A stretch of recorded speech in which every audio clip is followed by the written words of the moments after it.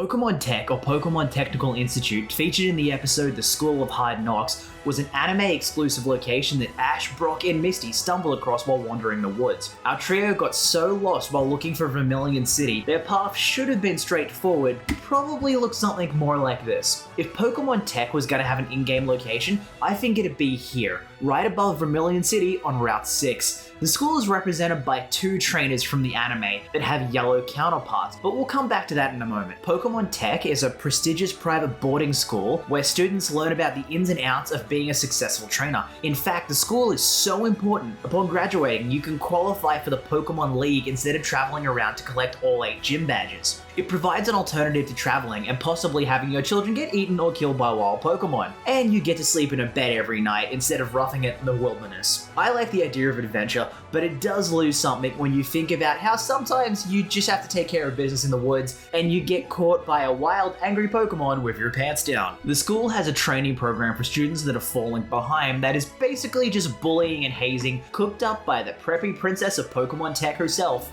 Giselle. Giselle has a great design that's based on the last trainer class from the Generation 1 games. A simple schoolgirl design is a solid base to build Giselle from. Where Giselle differs from her inspiration is the few elegant elements that push her from another schoolgirl to a prefect or class president type. The puffy sleeves on her blouse make her a little more regal or princess-like, and the buttoned-up vest brings a sense of professionalism. While the last trainers represent your basic schoolgirl, outdoing Pokemon for fun and whimsy, everything about Giselle's outfit says I'm of a higher status, and I take things seriously instead of talking about boys over lunch. In addition to this, the anime makes clear that she's very pretty, evident by Ash and Brock drooling over a picture of her, with Brock even going as far to say that she can violate his rights.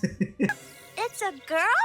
Oh yeah, you're right about that. She can violate my rights if... Hey! The preppy princess is very aware of her own beauty, shown when she introduces herself with the most shameless humble brag I've ever seen. I'm the top student in the beginning class of the most exclusive prep school in the world, Pokémon Tech.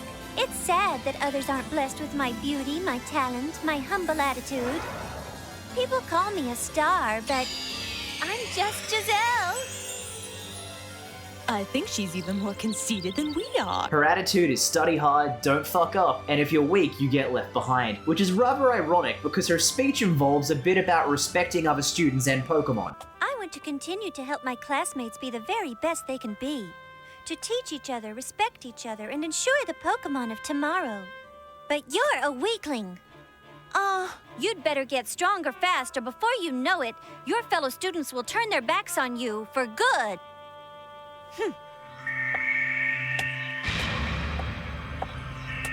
I like the preppy mean girl trope, and it's handled well here, giving Pokemon Tech its own Regina George. Now remember how I said some characters from the school have video game counterparts? In Pokemon Yellow, Giselle has a video game counterpart. In the anime, Giselle is based off the last trainer class from the Red and Blue games, although in Yellow she's represented by the Picnicker class, which are basically the Girl Guides or Boy Scouts equivalent, which I suppose makes sense. They couldn't actually put the school there, so having them in a uniform showing they belong to an organization that runs a program where they learn things is in the same spirit. In Red and Blue, this Picnicker has standard dialogue on Pokemon, but in Yellow has had her dialogue altered to reflect her arc in the anime, where she goes from haughty to a little more humble and open-minded when she loses to the player.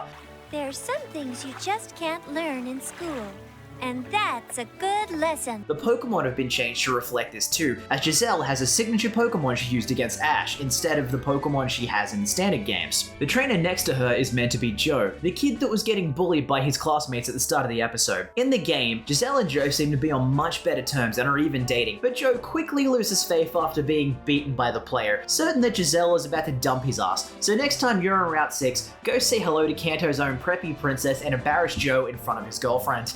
She also appears in the intro of the Orange Island season of the anime, along with other past rivals and friends. Giselle does have one other appearance in the Electric Tale of Pikachu manga, where the tables are turned and Joe is the one explaining Pokemon-related facts to her. So either in this canon, Joe is a little more up on his studies, or maybe Giselle just doesn't find it funny. That's about it for official canonical appearances. Join me next time when I explore developing this character's future beyond her few sparse appearances with some exciting fan content. Thanks for watching.